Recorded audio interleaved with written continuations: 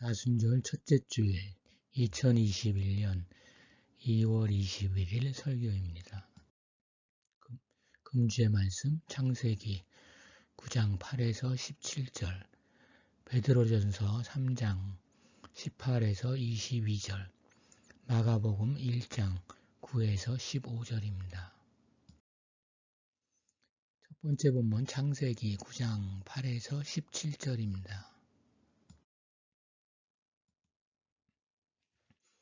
하나님은 홍수로 모든 생명을 멸하신 후에 다시는 홍수로 세상을 심판하지 않으시겠다고 약속하십니다. 여기 나오는 약속인 언약은 본디 대등한 지위의 당사자들이 맺은 계약 또는 강한 쪽과 약한 쪽이 맺은 봉신조약에 근거한 법률 관계를 뜻합니다. 하지만 하나님과 그 백성의 언약은 대등한 당사자들 간의 조약이 아닙니다. 늘 하나님이 주도권을 잡으시고 그 백성과 관계를 맺는 언약입니다. 한편 여기서 언급되는 홍수는 노아 홍수와 같은 전 지구적 홍수로 오늘날 여기저기서 발생하는 홍수와는 다릅니다. 하나님은 그것을 무지개를 통해 약속하십니다. 내가 내 무지개를 구름 속에 두었나니 이것이 나와 세상 사이의 언약의 증거니라. 하나님께서는 구름 사이에 무지개로 언약의 징표를 삼으십니다. 무지개를 보여줌으로써 물심판으로부터의 보호를 약속하고 계십니다. 여기서 보던 언약은 하나님의 사랑의 표징임을 알 수 있습니다. 노아의 시대에 무지개를 통해 구원의 표를 보여주신 하나님은 이 시대에는 우리 구원의 징표로 세례를 전하십니다. 노아 시대에 홍수에 멸망당한 자들은 하나님을 거역하고 불순종한 결과로 그리 되었습니다. 방주에 들어가지 못한 자들은 물로 인하여 심판을 받았지만 방주 안에 있던 사람들은 물이 그들이 들어간 방주를 떠받쳐 구원을 얻게 되었습니다. 두 번째 본문 베드로전서 3장 18에서 22절입니다. 신약 시대의 물은 새로운 의미를 띠게 됩니다. 물은 예수 그리스도께서 부활하심으로 말미암아 이제 너희를 구원하는 편이 곧 세례라. 베드로전서 3장 20일 상반절 말씀입니다. 노아의 가족을 구원한 물이 세례를 상징하게 되었습니다. 그 물은 지금 여러분을 구원하는 세례를 미리 보여준 것입니다. 그런데 세례가 구원을 보장하는 것은 아닙니다. 구원은 오직 그리스도의 부활하심에 참여하여 연합될 때야 얻을 수 있는 것입니다. 세례는 다만 그리스도와 연합하여 생명을 얻었음을 고백하는 표시일 뿐입니다. 그래서 세례를 어떤 신비적인 사건으로 생각해서는 안 됩니다. 세례는 육체 더러운 것을 제하여 버림이 아니요 하나님을 향한 선한 양심의 강구라고 했습니다. 다시 말해서 세례는 육체 더러움을 씻어내는 것이 아니라 예수 그리스도의 부활을 힘입어서 선한 양심이 하나님께 응답하는 것입니다. 세례는 몸의 더러움을 씻어내는 것이 아니라 의식적인 행위로 양심을 깨끗하게 하는 것입니다. 세례는 심령의 죄를 씻어내는 것입니다. 그 결과 그리스도인은 선한 양심을 소유하게 되고 하나님을 찾게 됩니다. 하나님은 방주를 준비할 동안 오래 참고 기다리시며 사람들에게 회개할 기회를 주셨지만 그들은 회개하지 아니하므로 방주에 들어가 구원받을 기회를 얻지 못하였습니다. 노아 시대 120년을 기다리셨던 하나님은 지금도 죄인들을 위해 오래 참고 기다리십니다. 그들이 세례를 통해 선한 양심을 회복하고 하나님께로 나아와 예수 그리스도와 연합하여 구원받기를 기다리십니다. 마가복음 1장 9에서 15절 말씀입니다. 우리가 세례를 통하여 다시 태어나 하나님의 자녀가 되듯이 예수께서도 세례를 통하여 세상을 향하여 하나님의 아들로 등장하셨습니다. 마가복음 1장 9에서 11절 말씀입니다. 예수께서 요한에게 세례를 받으셨다. 예수께서 물속에서 막 올라오시는데 하늘로부터 소리가 났다. 너는 내 사랑하는 아들이다.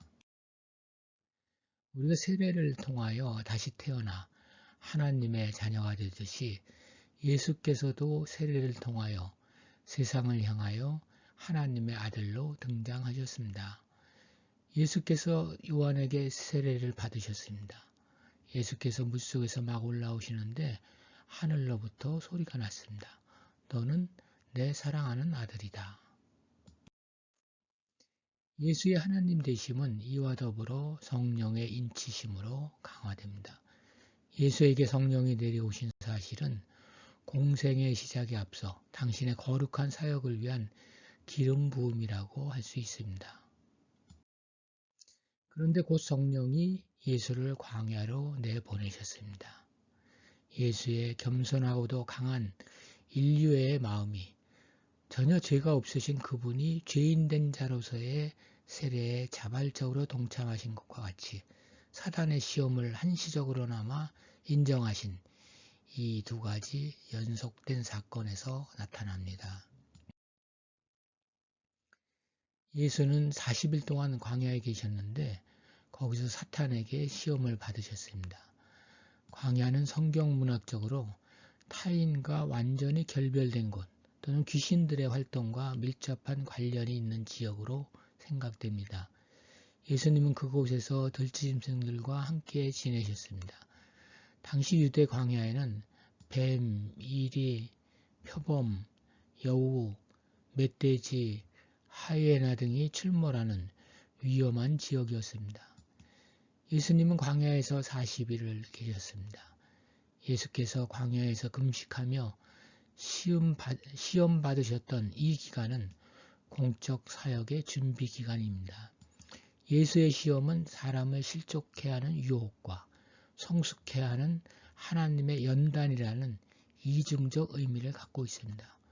실로 이 시험은 예수님의 메시아성을 무너뜨리려는 사단의 집요한 유혹인 동시에 예수께서 우리의 연약함을 온전히 담당하실 대제사장의 역할이라는 하나님의 뜻에 따른 연단이었습니다. 천사들의 주된 임무는 예수와 구원 얻을 모든 자들을 섬기는 데 있습니다.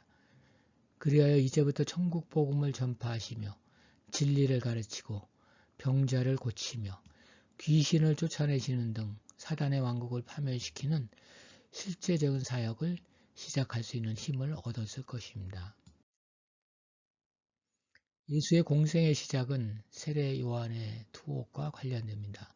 즉 예수의 공적 사역은 그것을 예비하는 요한의 사역이 종결된 후에 시작됩니다. 예수께서 갈릴리 사역 내내 전파하신 메시지의 주 내용은 하나님의 복음입니다.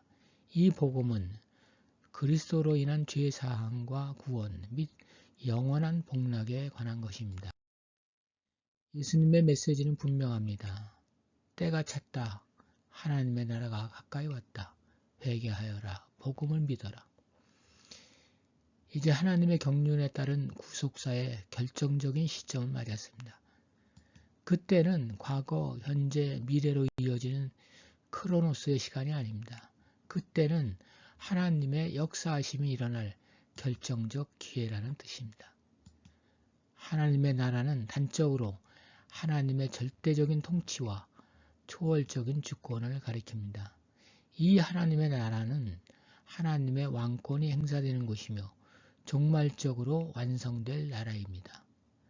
하나님 나라는 이처럼 현재와 미래의 양면적 내용을 갖습니다. 예수 역시 그 나라가 이미 임하였다 하지만 여전히 미래에 임할 나라로 말씀하셨습니다. 지금 하나님의 나라는 공간적으로 예수 안에서 또 시간적으로 마지막 때 사건을 선포하는 것이므로 가까이 와 있습니다. 따라서 사람들은 예수 안에서 가까워진 하나님을 대면하고 있는 것입니다. 이제 예수는 사람들에게 도전합니다. 회개하고 복음을 믿으라. 회개와 믿음은 하나님 나라를 대면하고 있는 자들의 올바른 삶의 자세이자 구원의 핵심적 요소입니다. 특히 이 중에서 회개는 성부 하나님과의 단절되었던 관계를 회복하는 일이요. 믿음은 영원한 생명의 주인이신 성자 예수와의 긴밀한 신뢰 관계를 이루는 것으로서 이 양자 중 어느 하나가 없으면 온전한 신앙 인격을 이루지 못합니다. 회개는 과거에 저지른 모든 악한 일에 대한 슬픔이지만 변하여 새 사람이 되고 마음과 생활의 근본적 변화 그리고 완전한 생활로의 전환까지를 포함하는 그런 개념입니다. 그리고 믿음은 회개와 동시적으로 작용을 합니다. 즉 진정한 회개에는 신앙이 뒤따르기 마련입니다. 연결되어 이어지는 개념입니다. 오늘날 그리스도인들이 말하는 구원이라는 말에는 노아 이래 하나님의 언약이 담겨 있으며 예수님의 십자가의 피와 부활의 빛이 거기에 들어 있습니다. 구원은 값싼 은혜가 아닙니다. 소중하게 품어야 할 복음인 것입니다.